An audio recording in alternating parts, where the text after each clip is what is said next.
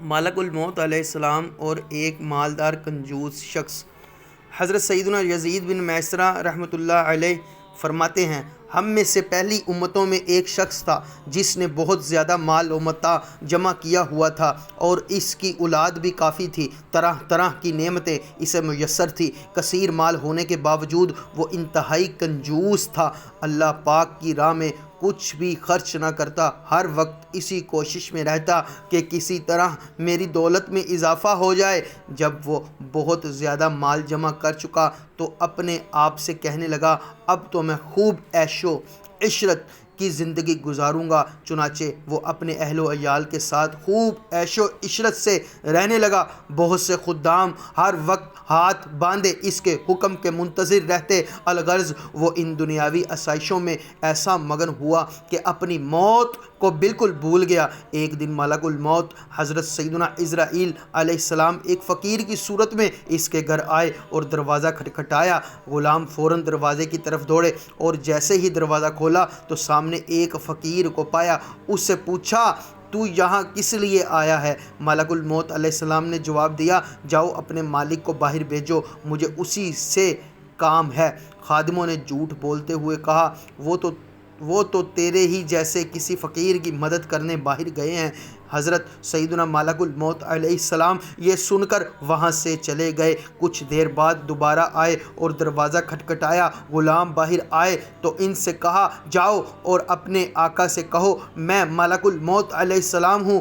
جب اس مالدار شخص نے یہ بات سنی تو بہت خوف زدہ ہوا اور اپنے غلاموں سے کہا، جاؤ اور ان سے بہت نرمی سے گفتگو کرو۔ خدام باہر آئے اور حضرت سیدنا ملک الموت علیہ السلام سے کہنے لگے، آپ ہمارے آقا کے بدلے کسی اور کی روح قبض کر لیں اور اسے چھوڑ دیں، اللہ پاک آپ کو برکتیں عطا فرمائے۔ حضرت سیدنا ملک الموت علیہ السلام نے فرمایا، ایسا ہرگز نہیں ہو سکتا۔ پھر ملک الموت علیہ السلام اندر تشریف لے گئے اور اس مالدار شخص سے کہا، تجھے جو وصیت کرنی ہے کر لے، میں تیری روح قبض کیے بغیر یہاں سے نہیں جاؤں گا۔ یہ سن کر سب گھر والے چیخ اٹھے اور رونا دھونا شروع کر دیا۔ اس شخص نے اپنے گھر والوں اور غلاموں سے کہا، سونے چاندی سے بھرے ہوئے صندوق اور تابوت کھول دو اور میری تمام دولت میرے سامنے لے آؤ۔ فوراً حکم کی تعمیل ہوئی اور سارا خزانہ اس کے قدموں میں ڈھیر کر دیا گیا۔ وہ شخص سونے چاندی کے ڈھیر کے پاس آیا اور کہنے لگا،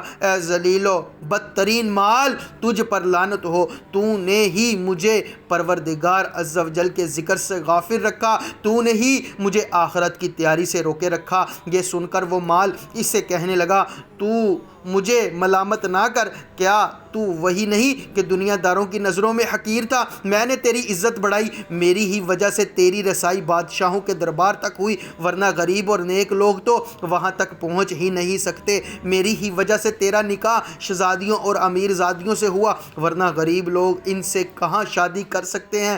اب یہ تو تیری بدبختی ہے کہ تو نے مجھے شیطانی کاموں میں خرچ کیا، اگر تو مجھے اللہ پاک کے کاموں میں خرچ کرتا تو یہ ذلت و رسوائی تیرا مقدر نہ بنتی۔ کیا میں نے تجھے سے کہا تھا کہ تو مجھے نیک کاموں میں خرچ نہ کر؟